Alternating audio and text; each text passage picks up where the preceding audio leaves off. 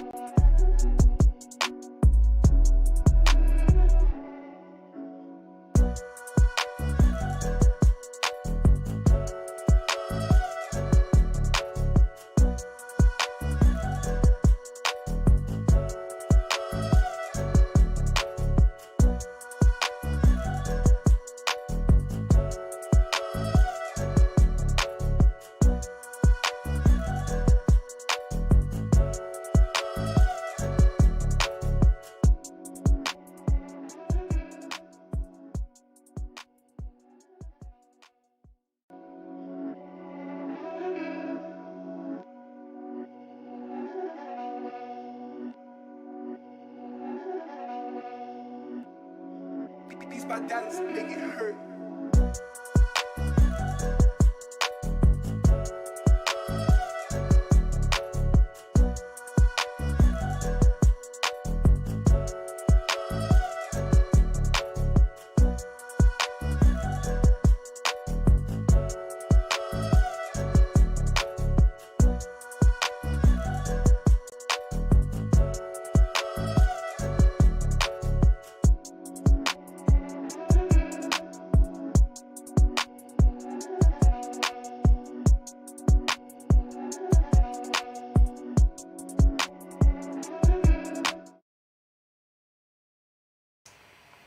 And a very good evening, everybody. It's Monday night. It's a little bit after 9, our traditional, always late start time.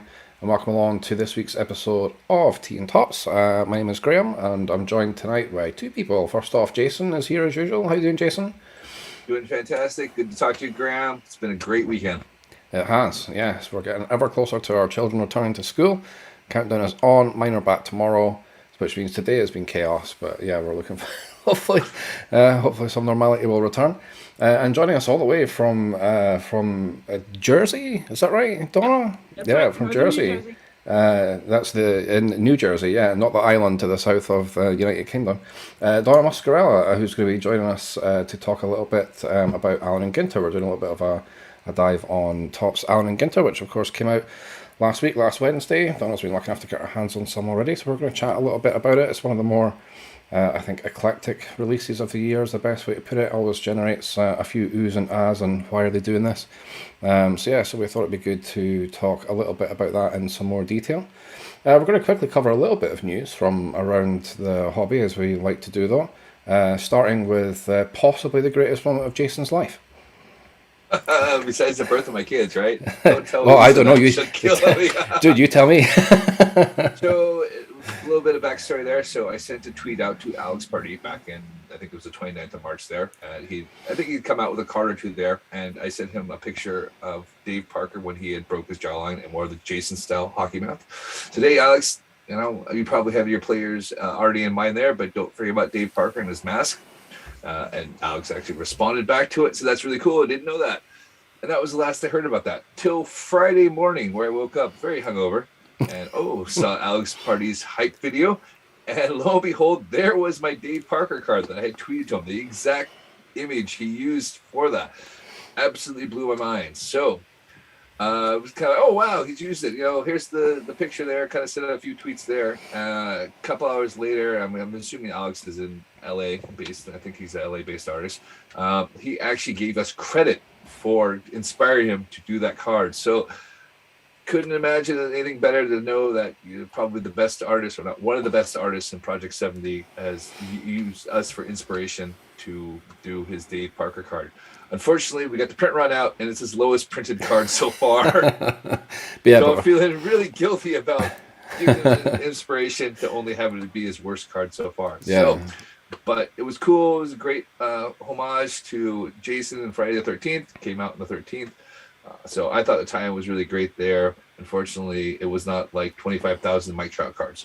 No. However, but a low print run for Alex Pardee, to put it in a context. Like I say, I think it was just under 5,600. We were just talking about it before we came on air.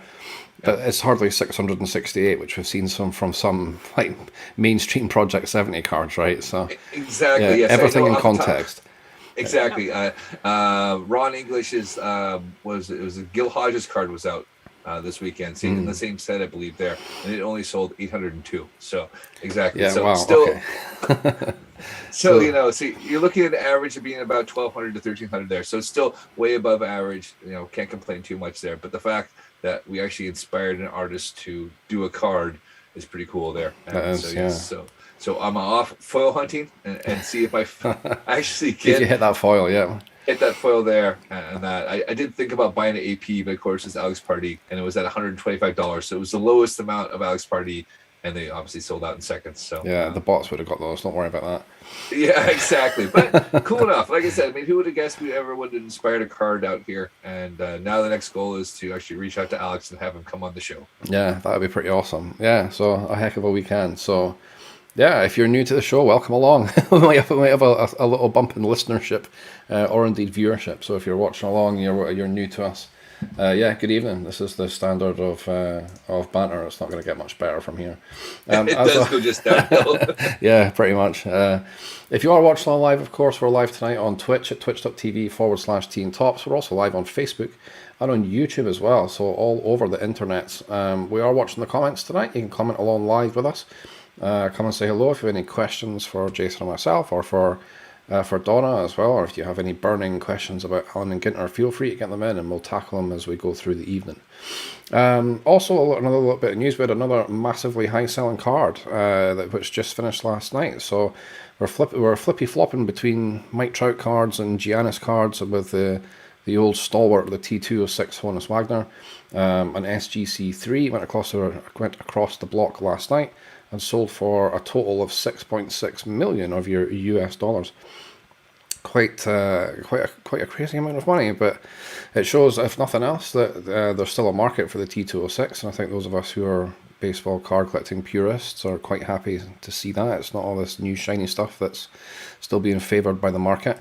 That price did include the 20% buyer's premiums, which I think would take it down to about 5.8 or something, but still squeaking in as the highest amount ever recorded for a baseball card sale.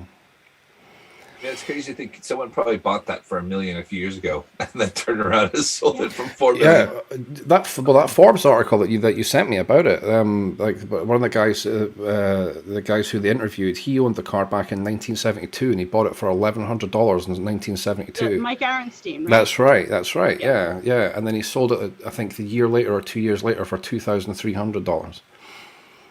There you go. He bought it at the National. The story on Forbes was he got his tax rebate and he had sold everything off of his stall at the National, and he went to the auction and he bought it there for $1,100. And there you go, the exact same car. Back to the National. They had it on display at the National just this year. That's right. Yeah. This year. Yeah. So there we go. So he was watching along. Like, that's how. I mean, I know there's obviously a bit of inflation to come between 1970 and 2021, but it's not $6 million worth of inflation. Jesus. That was the inflation rate. Wow. Yeah, exactly. The funny thing is, you could probably buy some sort of Buick in 1971 for $1,000, and you can probably still buy that same Buick for $1,000. Not everything increases in value. That's it. Yeah. The value of your investment may go up as well as down, as they have to put on disclaimers on all the TV commercials here. So yeah, that was pretty cool. He wasn't sad about that though. He obviously made his money on it, and he used that money to open a chain of shoe stores and did very well out of his chain of shoe stores and retired in his early 50s. So it's very apropos. It was a pretty cool part of the story, I thought. So yeah, that's the kind of headlines from things that have happened this week. And yeah, we're going to move on and speak to Donna a little bit about Alan and Ginter. So Donna, welcome on to the show. Obviously, I know you've spoken with Jason quite a lot. If you did, on his podcast, Ball Caps and Bagpipes, and for some reason my teeth aren't working tonight, so this is going to be a long hour for me.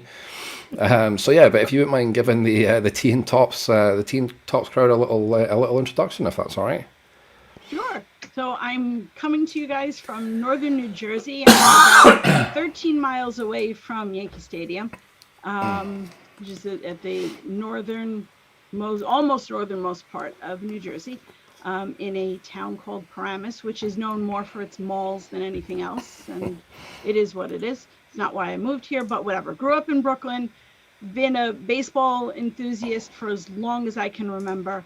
Went to my first game with my dad at original Yankee Stadium at age 2.5. Yes, I do remember parts of it. I mean, walking through the tunnel and seeing the field for the first time, it's something that's hard to forget.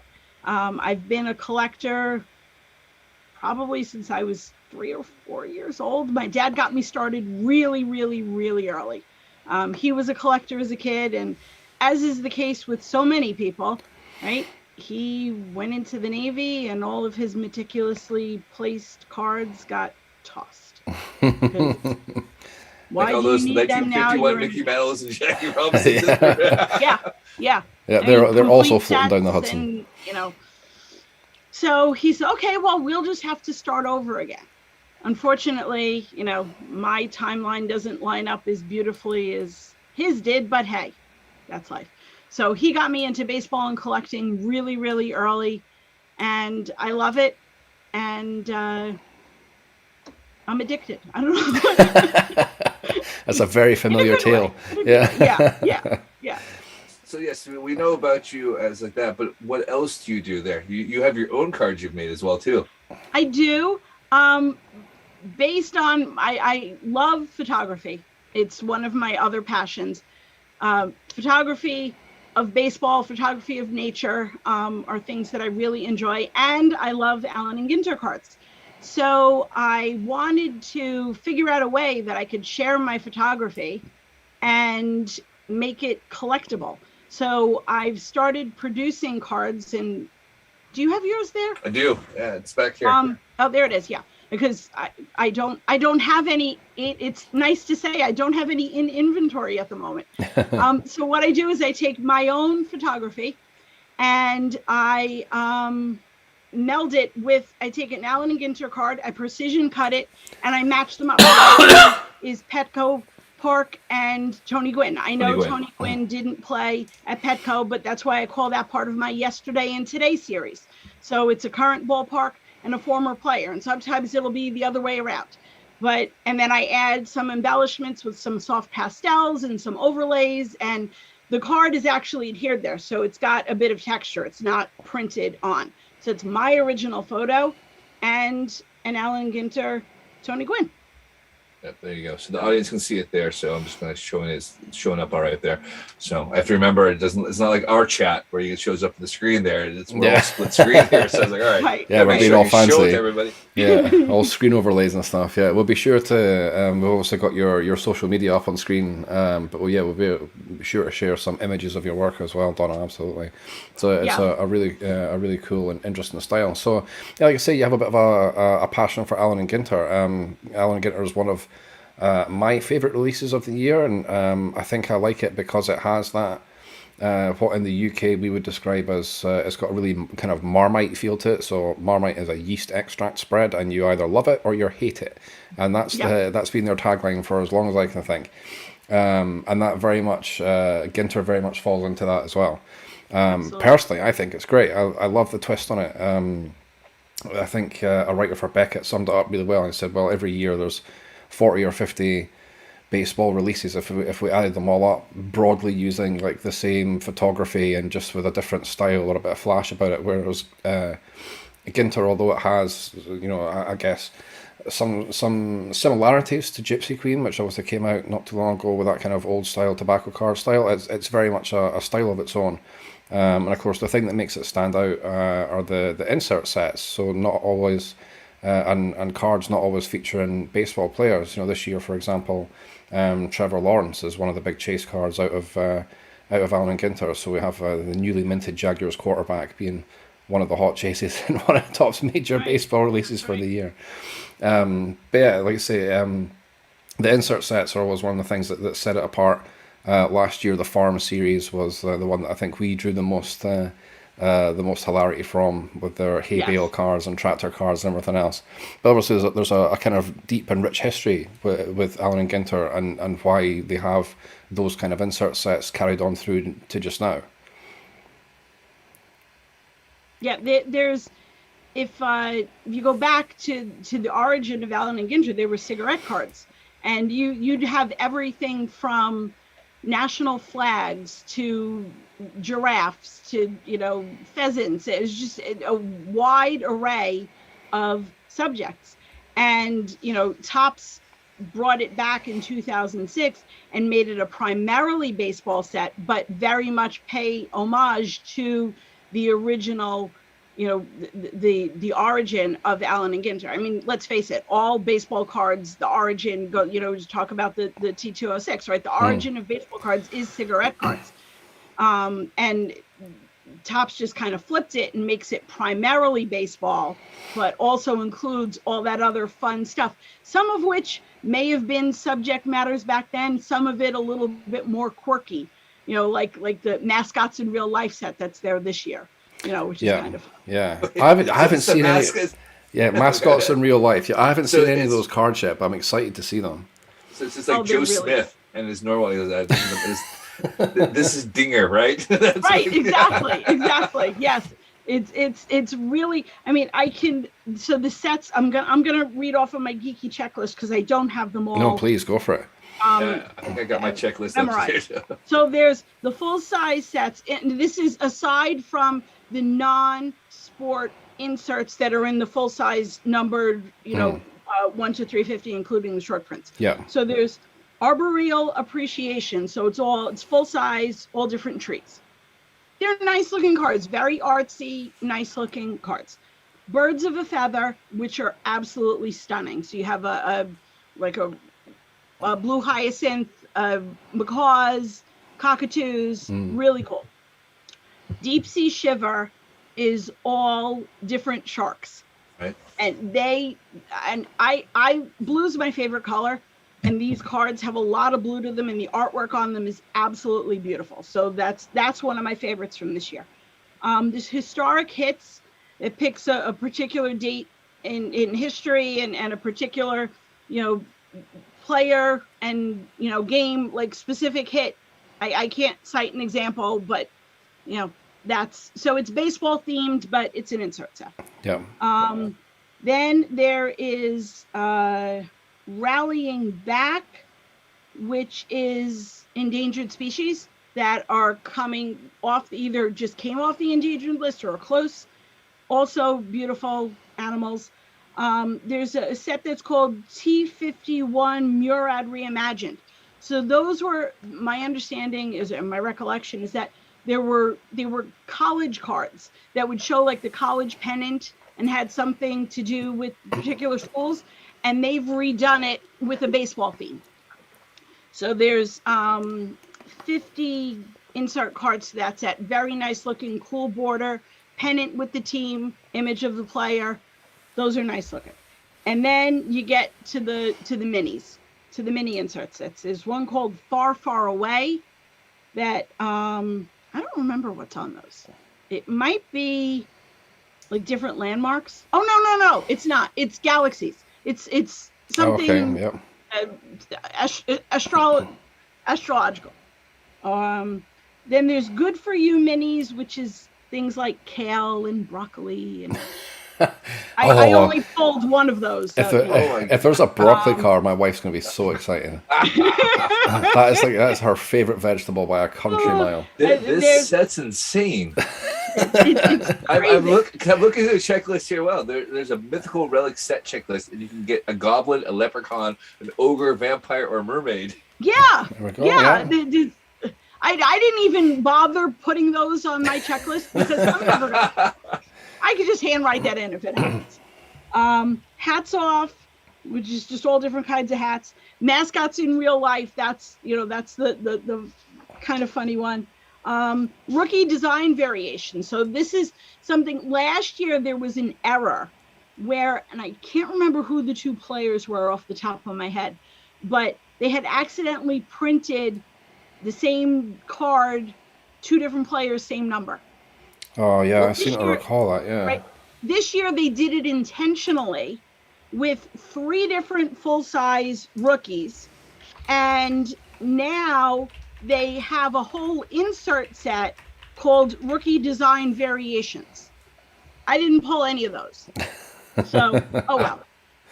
Then there's World Leaders. Okay, if you're into history. And then World's Largest Minis. So, World's Largest, whatever. I don't know. Roller coaster, mountain, who knows. Giant Squid, Ulu Rock, White Rhino, El Capitan, Mount Everest, Honey Fungus. Oh, yeah.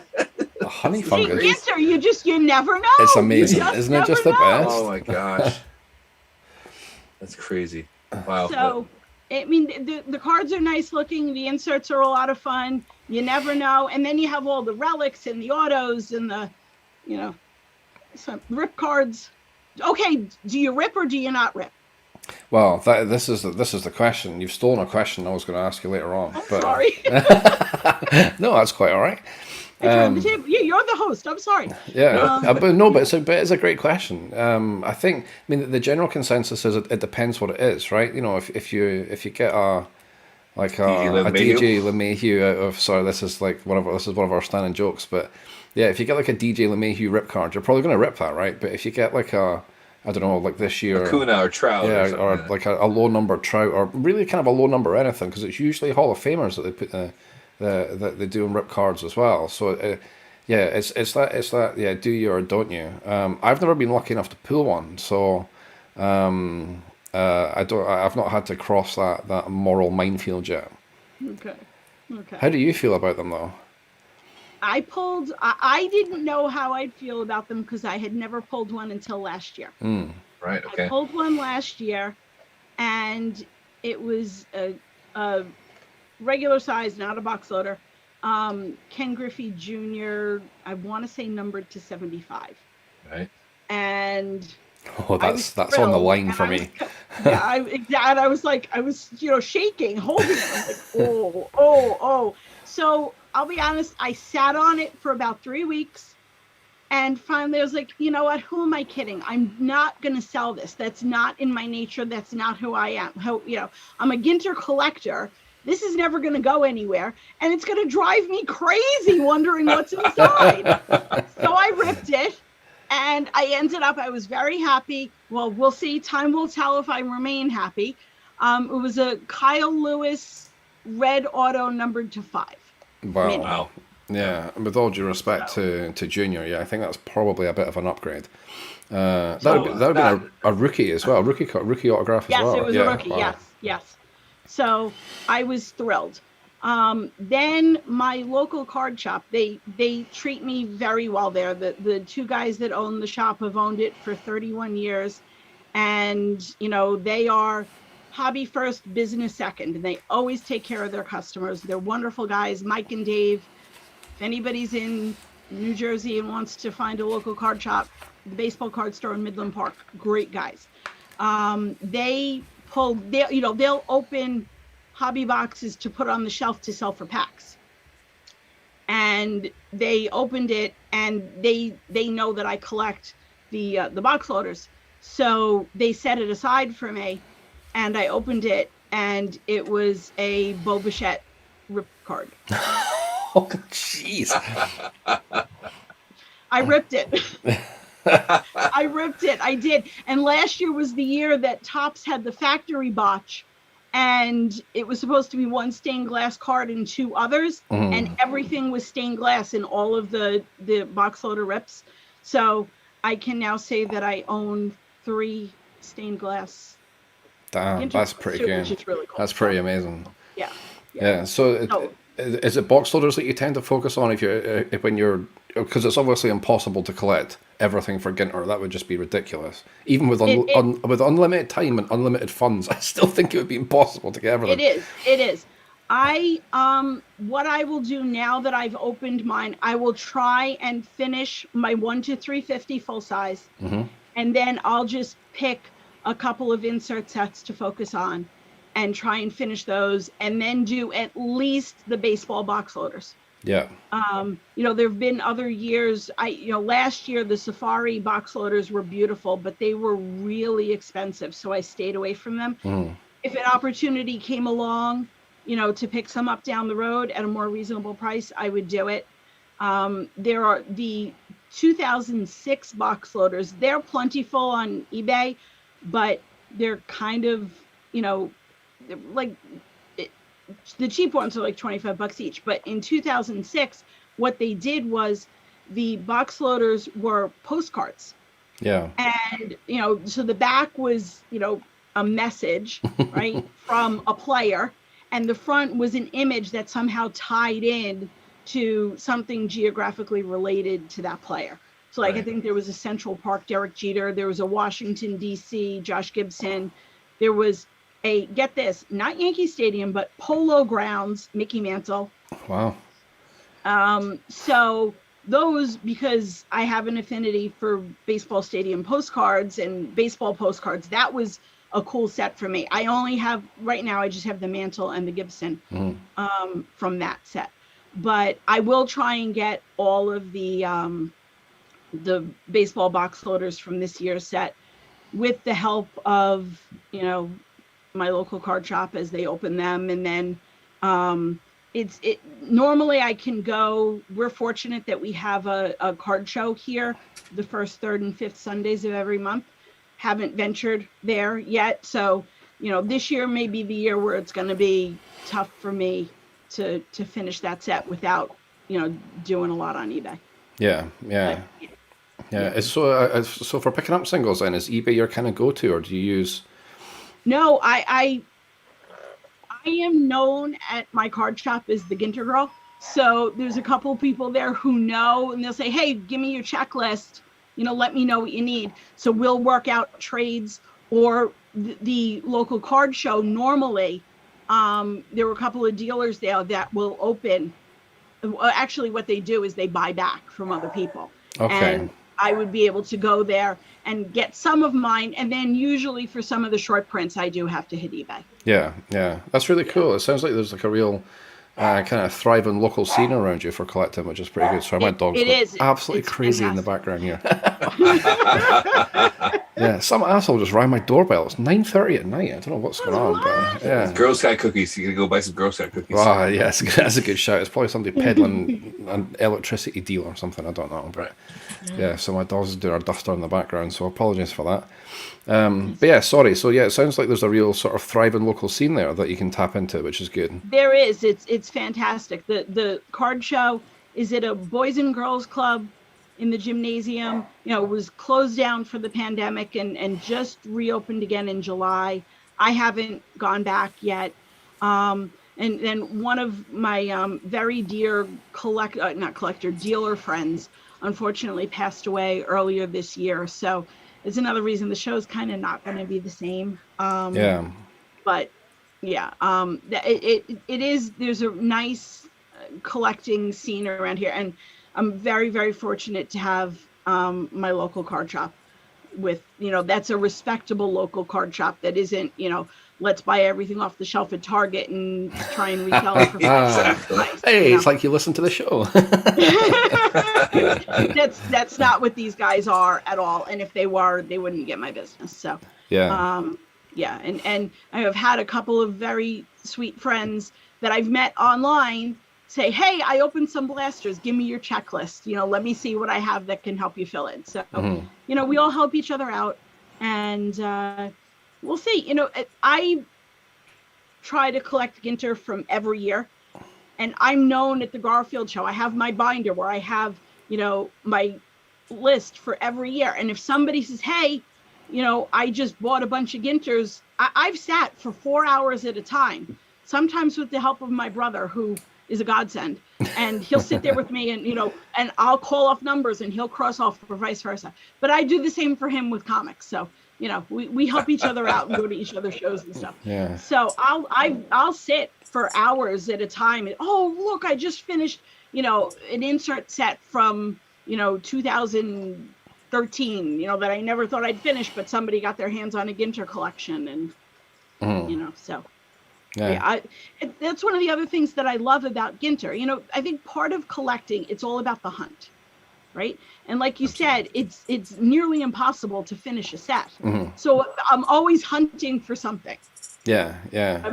I think that's one. I mean, it kind of goes without saying, I guess, but that's one of the aspects of collecting in the UK that we don't really have. I mean, you know, there's not the sort of network of like you say, there's not card shows here, there, and everywhere. There's not, you know, a network of local hobby shops who have box upon box of singles, or, you know, guys who are traveling around with boxes and boxes of singles. Or somebody that's deceased, their cards are somewhere, and you buy it off them and go, all right, I've got all these cards now, I've got to do that. You know, you can't just go to a garage sale and pick through someone's cards. Yeah, that's true. Yeah, I mean, we do a pretty good job with what we have. You know, we have a fairly active, we have a very active community, very passionate community here in the UK, and, you know, there's a few Facebook groups and whatever else, and that's obviously the backbone of the hobby in the UK, and it's, again, mostly, you know, a very friendly group, and, you know, lots of trading and swapping goes on, and which is great. It used to be all about the sale. It's sort of becoming a bit more about trading and just helping each other fill holes in sets, or, you know, which is kind of cool as well. There's obviously, but the buy and sell's part of it's obviously a big part of the hobby as well. I think the trading is the most fun part of the hobby, because it builds friendships. Absolutely, yeah.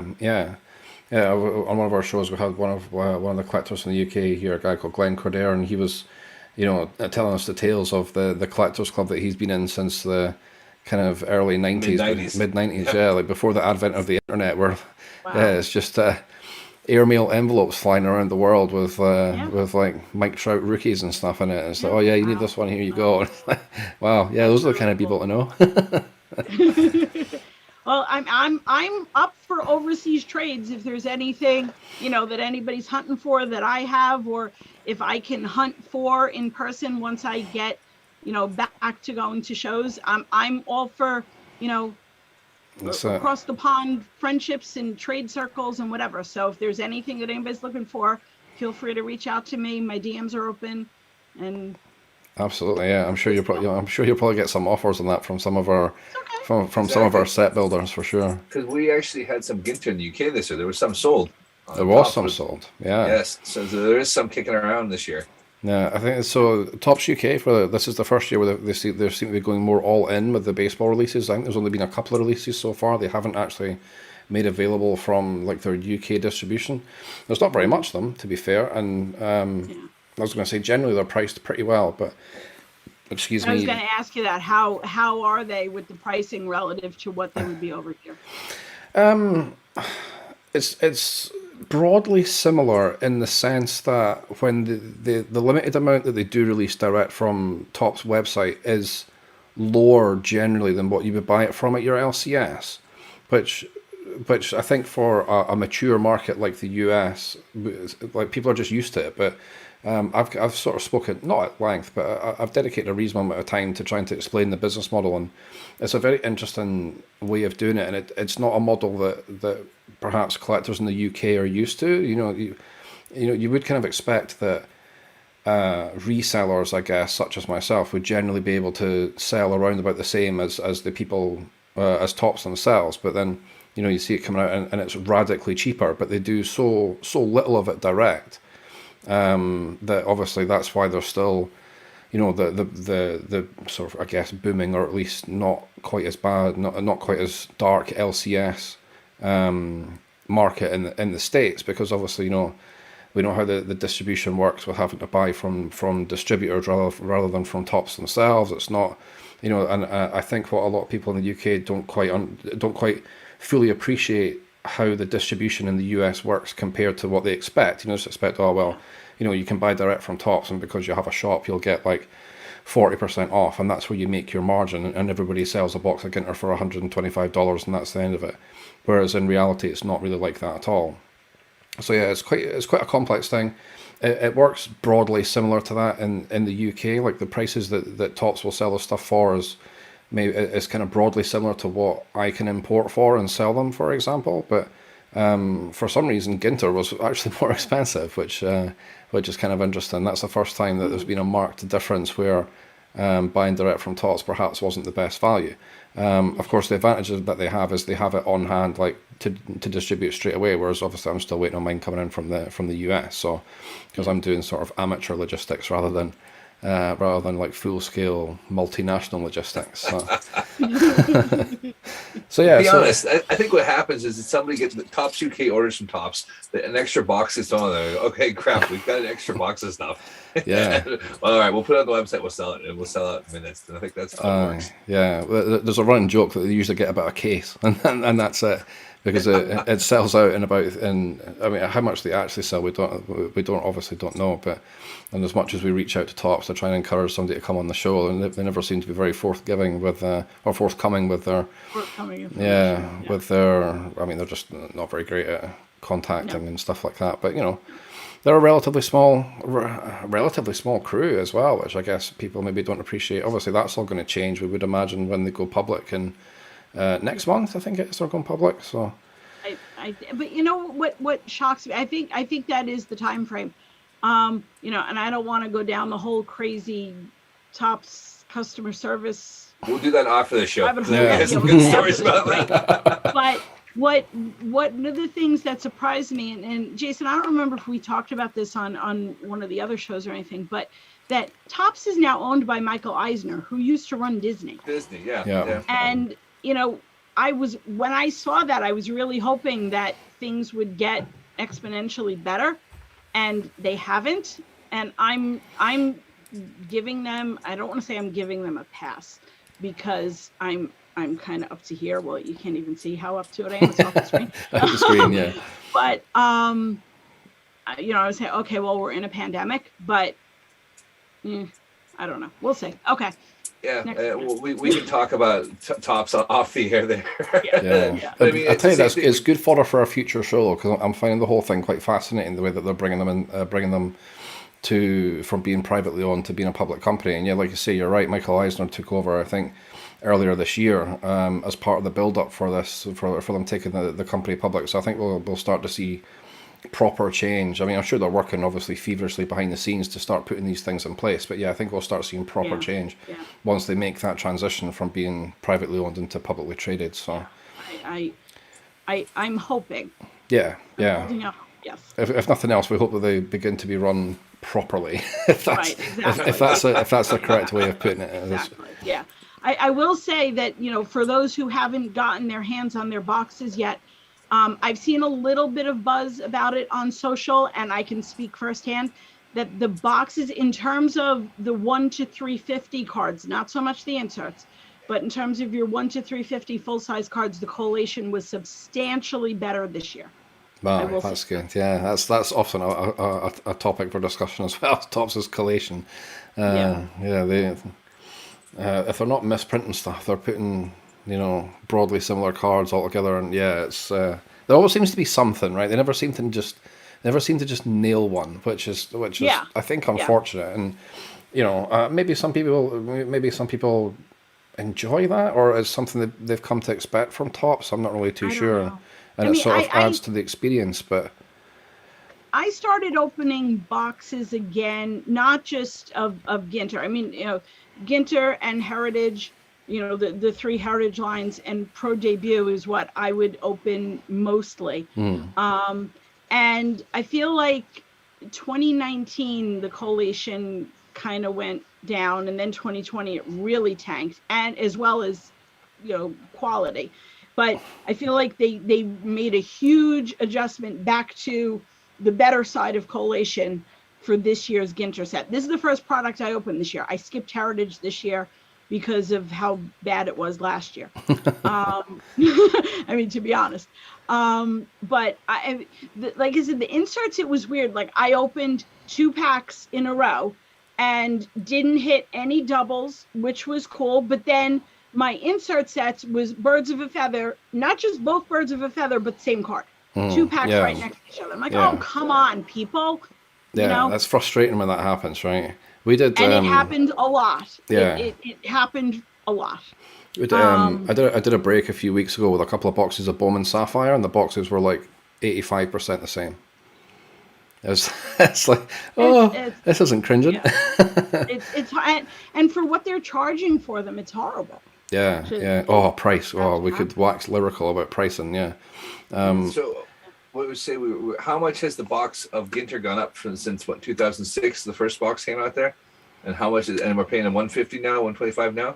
My LCS had them at 129. Right. I know Topps had them at 150. Yeah.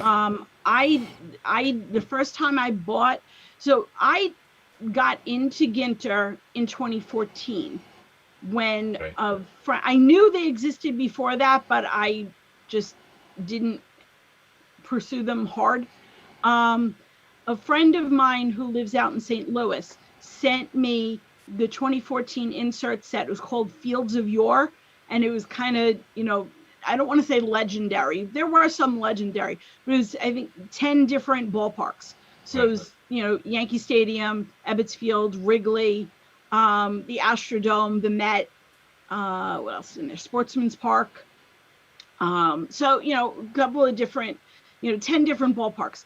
I mean, and the artwork on it was just so nice. And, back to my whole thing about being a stadium collector and stadium photographer, I was like, I need to look at these cards more closely. And, so then I started chasing them a bit in 2014, but I didn't start opening boxes until 17. Right. Okay. So I don't know what the prices were for the boxes, what retail was on the original sets.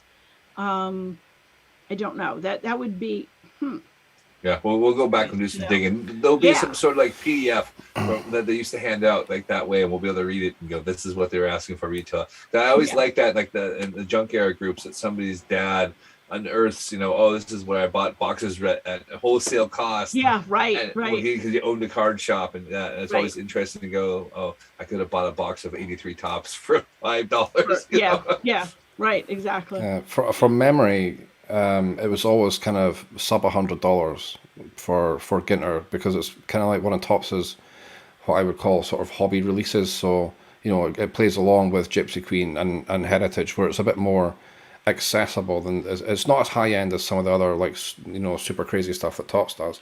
So it was always in that kind of sub $100, anywhere from kind of 85 up to about $100 from memory. Again, like you say, from like 2019, because 2020 was when everything just started to go absolutely loopy when it came to pricing. So always kind of in that area. Quite a nicely priced product.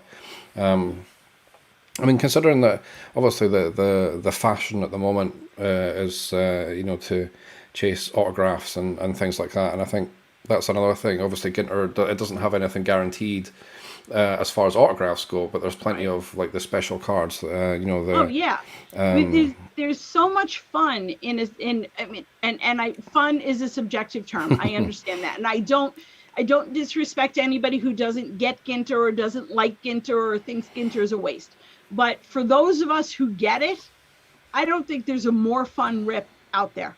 I really don't. I mean, it's a nice mix of veterans and rookies and bat relics and autos and rip cards and monsters and weird stuff. Where monsters hide, right? Last year. Yeah. And I just think it's a lot of fun. And the bat relics, I mean, the uniform relics are nice too, but the bat relics are absolutely beautiful cards. They really are, especially the full-size ones. Yeah. I just think the artwork and the wood just complement each other so nicely. They're just really nice looking cards. They don't have the shine of sapphire, and I get that, but you know, it's apples and oranges to me.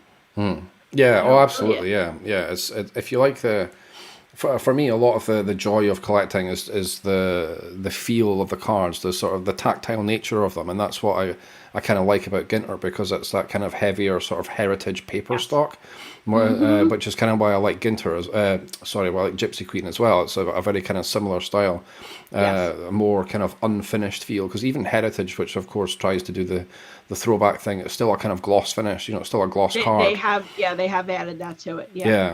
Whereas it's all about the tactile nature of, and I guess that's a lot of the appeal of Ginter for me as well. Like I said, and the like the pop culture inserts. They're not inserts per se, but the non-baseball people who apply who appear in the base set. Obviously, a lot of them are fun to collect. One of the projects I think Jason and I had to go look some of these people up. Go, who are these people? Yeah. Right. I can tell you a funny story about one of them. I want to say it was in this 2017 set, but I'm not positive. There's a comedian by the name of Jay Okerson, and you know, he's not tremendously well known, but my brother has friends who are in a band or used to be in a band. Unfortunately, the bass player was tragically killed in a roadside accident while on tour with a different band. Wow. But they were making a name for themselves, and they were the opening band. The band is called ZO2, and they were opening band for Kiss and Poison on their world tour-ish. Definitely all of the United States, and I think there was a little bit of Mexico in there, back in 2004. Right. And they ended up getting their own TV show. It was like a loosely scripted reality kind of show. And Jay Okerson was one of the celebrity guests on the show. So, you know, we're at our local card show and flipping through, and somebody had a binder of Ginter, and my brother's like, "Oh, look, Jay Okerson." And he takes the card. The guy had the cards and pages in the binder. He takes it out and he reads it, and the band is on the back of the card. It mentions that he was on. So we're like, the guys have a baseball card. That's not really a baseball card. And only in Ginter would you find something like that. So of course we had to buy all of them to give to the guys, and they didn't even know. They had no idea that they had gotten a mention on a baseball card. That's really or a cool. card in a baseball set. Whatever you want to call Ginter. So you just never know what you're going to find in Ginter. That's really cool. Yeah, one of the things that Jason and I are both kind of interested in doing is, or we're going to investigate, I think, for a future episode, is getting through the mail or autographs. Donna is involved in my through the mail. Oh, really? Okay. That's really funny that you say that, because I was going to say that's another thing that I love about Ginter. They're phenomenal for TTM. Yeah. Absolutely phenomenal for TTM. Yeah, I have a stack about yay thick that's ready to go, but with COVID and whatever else, it was like, well, it's probably not a great time to be sending stuff here, there, and everywhere around the world. But so I have a selection going right the way back from 2006 all the way up to present of people that I find kind of interesting or that I like, I like their work, whatever. And that's going to be one of my next collecting projects, is a TTM project using Ginter cards. So that'd be pretty cool. Yeah. Excellent choice. What I tend to find, this is maybe a UK versus America thing, but what I tend to find with the non-sports, let's call them that, or the non-baseball people, in the UK, they tend to mean more a few, like maybe 2 or 3 years after. It sort of takes that couple of years for the pop culture here to catch up with the US, because I remember looking at like 2018 and 2019 Ginter non-baseball people and being like, who the heck are these guys? And then when going revisiting those sets and seeing the names again, it's like, oh yeah, now I'm aware of your stuff because I just spent a year stuck in my house on the internet. That's funny, because I remember back in the 90s, let's say the 80s, the 90s, and the early 2000s. My dad was traveling to London for business at least a couple of times a year. And then I ended up traveling to London for business a couple of times.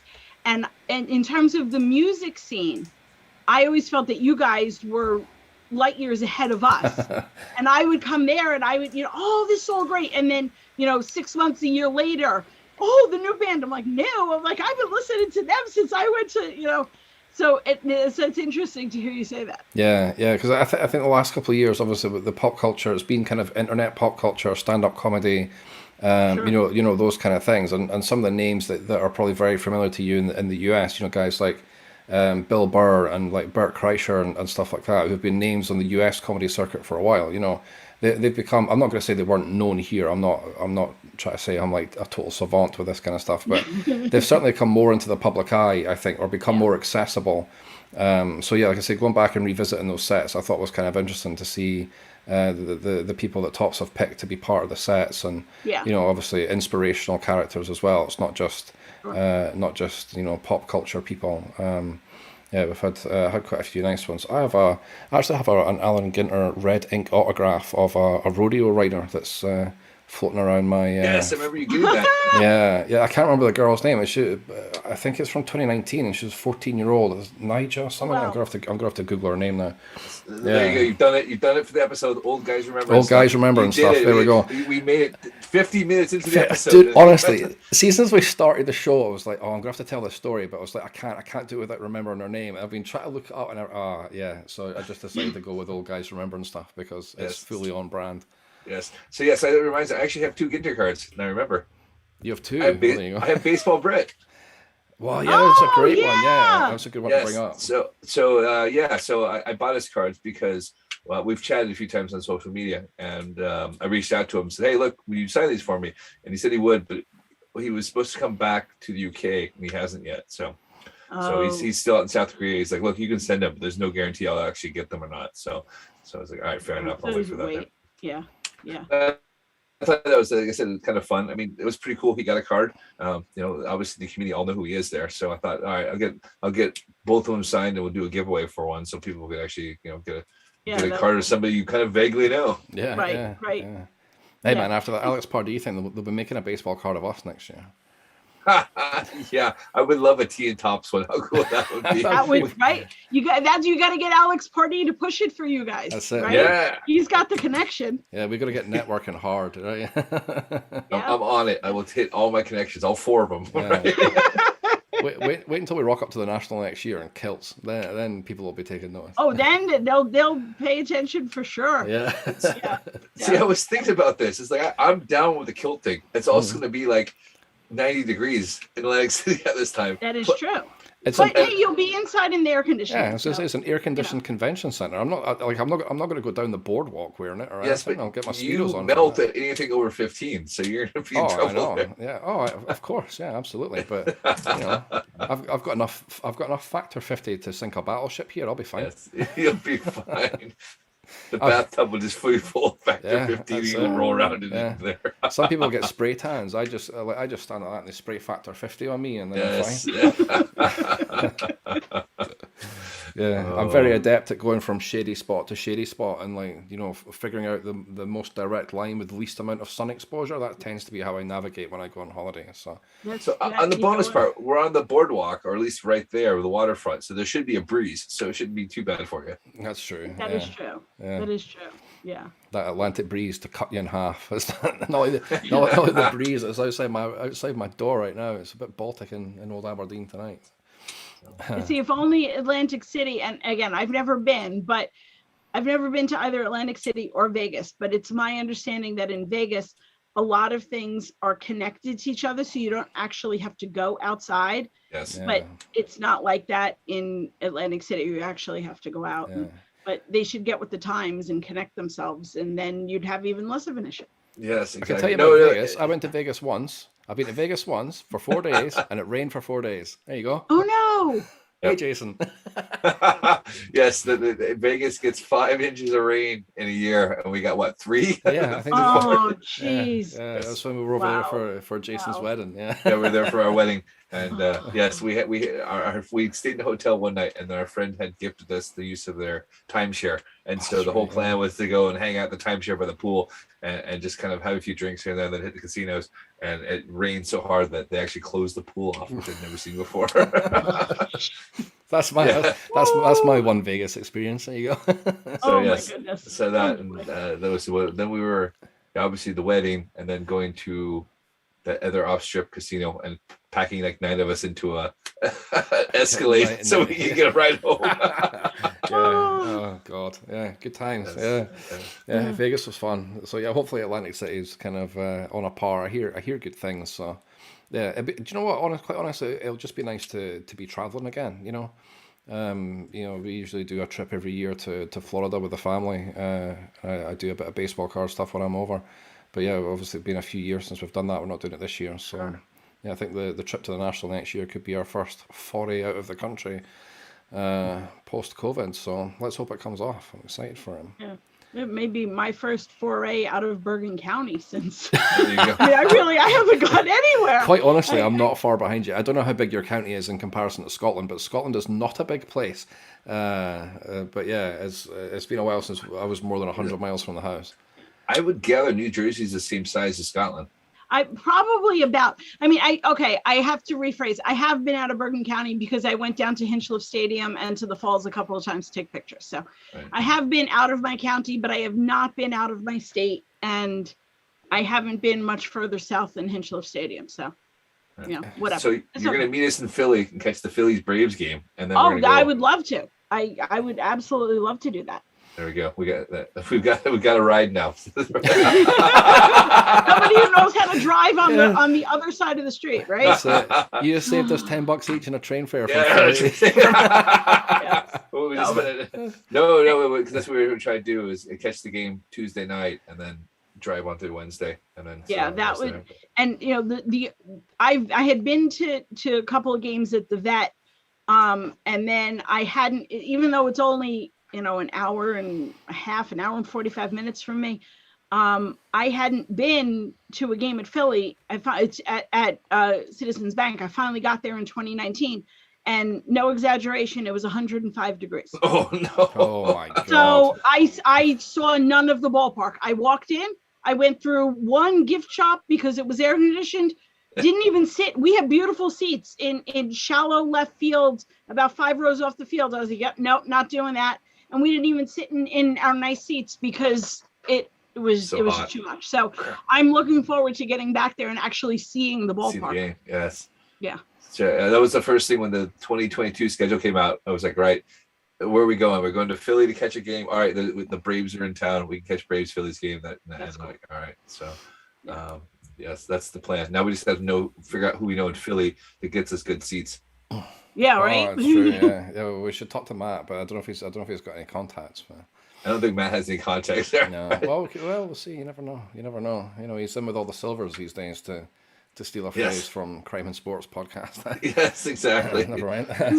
So to kind of not wind things up, but one final question about Ginter then, and then Jason has his question he likes to end interviews on. But so from all the Ginters, modern Ginters, then what would you say is your favorite either individual card, or do you have a favorite set or a set that you really want to finish and haven't? I think in terms of the box loaders, I would say definitely that postcard set from that first year, which I think just is just a lot of fun because it hits a lot of different notes for me in terms of collecting. Mm-hmm. So I would love to finish that. And I would also like to finish also from that first year, get the full run of all the Negro Leagues cards from that year. Yeah. That's the only year that they've done a really big, I mean, you had, Josh Gibson's in there this year. And of course, that's one of the ones that I did not get in what I opened. But I would like to put together that full Negro League set from 2006. I think it would be really cool. Yeah. Well, there was a year, I think it was maybe 2018, you might be able to correct me if I'm wrong, but was there not a year that they also hid cards in the top of the box? Do you remember this? Every year there's Is cards it in every the top year? of the I box. thought they just did Every it one year. year. Every year Not box toppers. So the actual top bit of the box that you hinge up. If you unfolded that, there was a card in there. I think it was 2018, and I'm really hoping it was Ginter and not Gypsy Queen, because it's suddenly rattling around in my head. It might be Gypsy Queen. It wasn't Ginter. I started opening Ginter hobby boxes in 17. And Okay. So it was in 17 through 21. It's got to be either before that or it was Gypsy Queen. I'll need to Google that now. Funny, it just popped in my head as we. Yeah, you I will have to Google look. it. Somebody gave me a Googling. box, and I think I would have remembered if it was in there. Somebody gave me an empty original 2006 Ginter hobby box, which was very different footprint from now. And I don't remember there being. I'll check that, but it was Gypsy Queen. Gypsy Queen. Okay. I should have done my research. There you go. these? Yeah, I just Okay. Googled it. It popped in my head as one, and it's like, oh, this totally fits with the weirdness of Ginter. It must have been a Ginter thing. And as soon as I said it out loud, I was like, shit, it wasn't Ginter. So I Googled it. It was 2019 Gypsy Queen. They had 101s and stuff in the lid of the box, but. There you go. I mean, there's a lot of other really fun sets from other years. Like there was one year that they did, what the heck was it called? So like Monsters of the Mesozoic, and it was all dinosaurs. Yeah. Like those are really fun sets to do. But I mean, just totally cold off the top of my head, that's my answer. Yeah. Was that the same set that had the Megalodon card in it that was worth a lot of money for a while? Yes, I think that was only from 2 or 3 years ago. They had a Megalodon because card. I was looking for a dinosaur card for a card I was making for somebody, and that's how I stumbled across that. Oh yeah. I remember we joked about it. Yeah, but that card was worth a lot of money for a while. The Megalodon one, and of course so was the egg card from a few years. Yeah. And I think the cryptocurrency card spiked up again this year. Yeah, I think so. Yeah, because anything crypto, right? Yeah, right, exactly. Just print the word crypto on a bit of card, and there you go. Exactly, so Jason, did you actually get the card or no? You know what? I was doing it for somebody, and then I was just like, I found, I think a Christmas gift that had dinosaurs on it. I cut the box out and used it for there because it was one of those things I asked the community if anyone had it. Of course, everyone went, huh? So I went, fine. And I was like, all right, well, I'm not going to order it from the States and have it shipped over. I found something else to do it there, and it worked out just fine. But the reason that I asked is because I haven't spoken to anybody else yet. I know that there are a couple other people that are doing it, but that to cut a Ginter card for card art is a completely different experience from cutting, some of these other cards because of the quality of the cardstock that they use for them. And I think to me, that's part of what makes them look so good on what I'm doing. And I'm not saying this is a pitch. It just, just so happens to tie in. No, pitch away. Go for it. But I mean, the thickness, it just gives the ability to give a more layered kind of look to the product. Yeah. And it lets me do a little bit of work along the sides too, but it's just they're a bitch to cut, but it's also so rewarding when you get it right. You're like, especially I remember on the one that Jason has, like Tony Gwynn's hair just like sticks out just a teeny little bit. It was like, oh, this is gonna be a pain, but when you get it, it's so freaking rewarding. Yeah, you gotta make sure you got a fresh blade on that scalpel when you're cutting them up. Right? I so we chatted scissors, and I told everybody to get the really cool Japanese scissors that are super sharp and makes life easier for you. Right. So I have the super sharp scissors, and then I have the two different blades. They're not X-Acto knives, but they're X-Acto knife style. And yeah, Jason saw them last time. Yes. Yeah. We stayed up till 4 a.m. chatting. Yeah, I was going to say, Yeah. if you want to get all nerdy about Japanese sharp stuff, I'm all in for that. Because so, Jason, I'll let you round things off with your interview question of choice. Oh gosh, right? Is it 1,000? It is 1,000. You got $1,000. What are you buying? Oh boy, I got Because $1,000. you can do it any way you want. You can buy one card. You could buy a set like that there. So I couldn't remember if it was 100 or 1,000 because it's been a while since we had that guest on to actually ask. I know, right? Yeah, I did text you, but don't worry about that. What am I buying?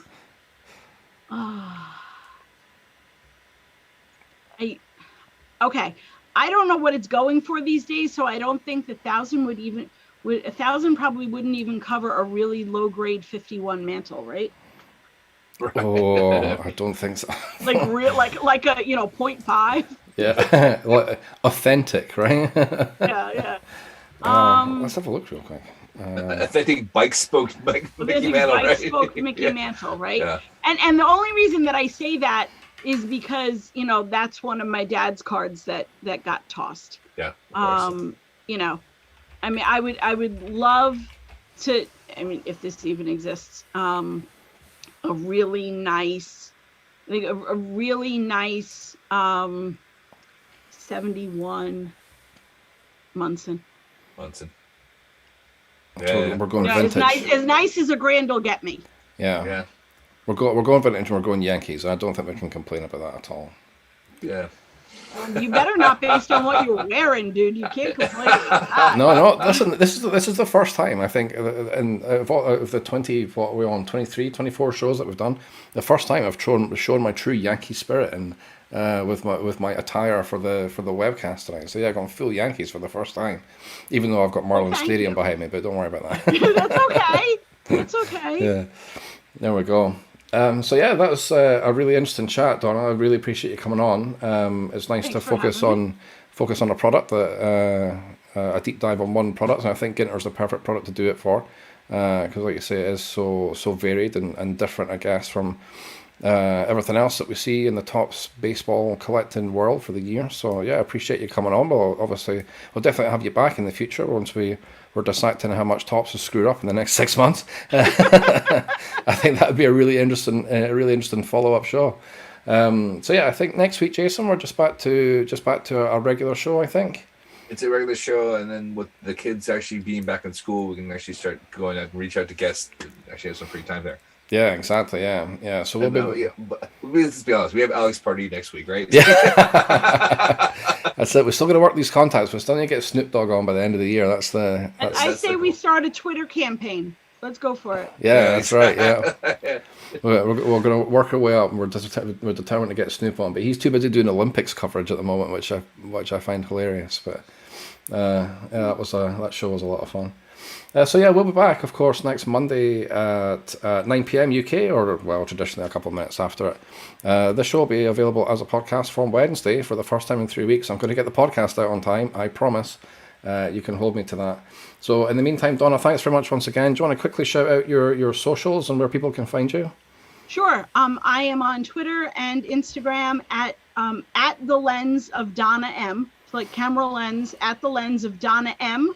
And then my email address, if anybody, my DMs are open in both places, but also my email is thelensofdonnam@gmail.com. Fantastic. Thank you very much. Jason, you selling anything this week? No, but buy jerseys. Buy jerseys. There you go. You should be buying your vintage jerseys. Let's buy your vintage jerseys there. Yes, there'll be a sale later on this week. We're doing a back to school sale. So nice one. Yeah, that's it. We should have a generation of kids going to PE and like Pirates jerseys and stuff. That'd be kind of awesome. So I'm sharing your favorite photo of me in high school. So it's gonna be really Oh no! Yeah, oh my gosh! I posted that on Twitter. No one liked my post. I put it on there, but yeah, I'm gonna use that photo for the back to school sale. So. Oh, fantastic! How did I not see that? Oh, just go look. It was a reply to Rex Chapman. It said, "Post a picture from the '90s." Oh, I did see that. Yes, I did see that. Okay. Yeah, exactly. Yeah, so we managed to find that picture within 5 minutes of being in Jason's mum's house, and on the same Vegas trip when we were across in the States for the wedding, we'd been in his house barely 5 minutes. We're like, What is this on the wall? Hey! Yes. Yeah. So. Unfortunately for Jason, digital cameras had just been invented. Yeah, that's true. Yeah. Okay, it wasn't a phone. It wasn't a picture on a phone. It was a picture on my digital camera. There you go. Gosh, How time flies, right? nothing like senior photos to embarrass yourself with. Yeah. There you go. Excellent. All right. Thanks very much, everybody, for watching and tuning in. Do appreciate it as always. And yeah, we'll see you again next week, next Monday, 9 p.m. in all the usual places. And yeah, like I say, the podcast will be out from Wednesday. If you're listening to us on Apple Podcasts and you've made it this far, we would appreciate that 5-star rating. It really does help us out. And yeah, thanks very much again, everybody, for joining us. And we'll talk to you again soon. Take care. Bye. Bye-bye.